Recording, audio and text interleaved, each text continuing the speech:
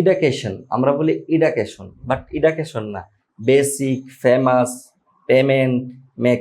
তো আমরা নর্মালি কিন্তু এইভাবে উচ্চারণ করি, কিন্তু অ্যাকচুয়ালি ব্রিটিশরা এটা কিভাবে উচ্চারণ করে? ভাই এটা যেহেতু ব্রিটিশদের ভাষা, আমাদেরকে ব্রিটিশদের মতো করেই উচ্চারণ করতে হবে, বাট আমাদেরকে লার্নিং পিরিয়ডে অল্প অল্প করে শব্দগুচ্ছ শিখে কীভাবে তাদেরকে প্রনাউন্সিয়েশন করে আমরা এইভাবে জেনে প্রনাউন্সিয়েশন করব। লাইক আজকে আমরা 5টি শব্দার্থ লিখেছি যেটা আমরা প্রতিনিয়তই ভুলভাবে উচ্চারণ করি, বাট এটাকে আমরা সঠিকভাবে উচ্চারণ করার জন্য ট্রাই করব। আমরা বলি ইডাকেশন, বাট এটাকে বলতে হবে এডুকেশন। এডুকেশন, আপনারা আমার সাথে বলার ট্রাই করেন, এডুকেশন, এডুকেশন।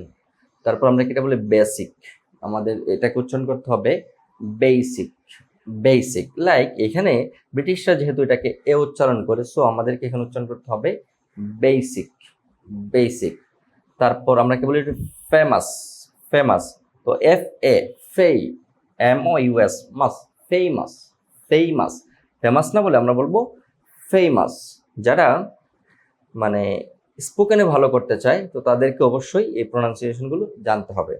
তারপর আমরা কেবল পেমেন্ট, পেমেন্ট, বা এটাকে বলতে হবে পেমেন্ট, পেমেন্ট। আপনি আমার সাথে বলা ট্রাই করেন, পেমেন্ট, পেমেন্ট। এটাকে বলতে হবে ফি, ফি মানে ফি, একটা বাতাস বের হবে, দুইটা টুটে একসাথে লেগে পেমেন্ট।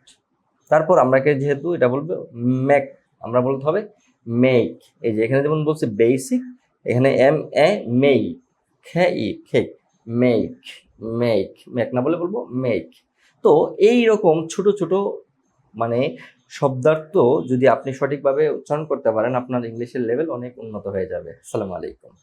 আর যারা ভিডিওটি ফেসবুক থেকে দেখতেছেন অবশ্যই পেজটিকে ফলো করে দিবেন, এবং ইউটিউব থেকে যারা দেখতেছেন চ্যানেলটিকে সাবস্ক্রাইব করে দিবেন। আসসালামু আলাইকুম রহমতুল্লাহ।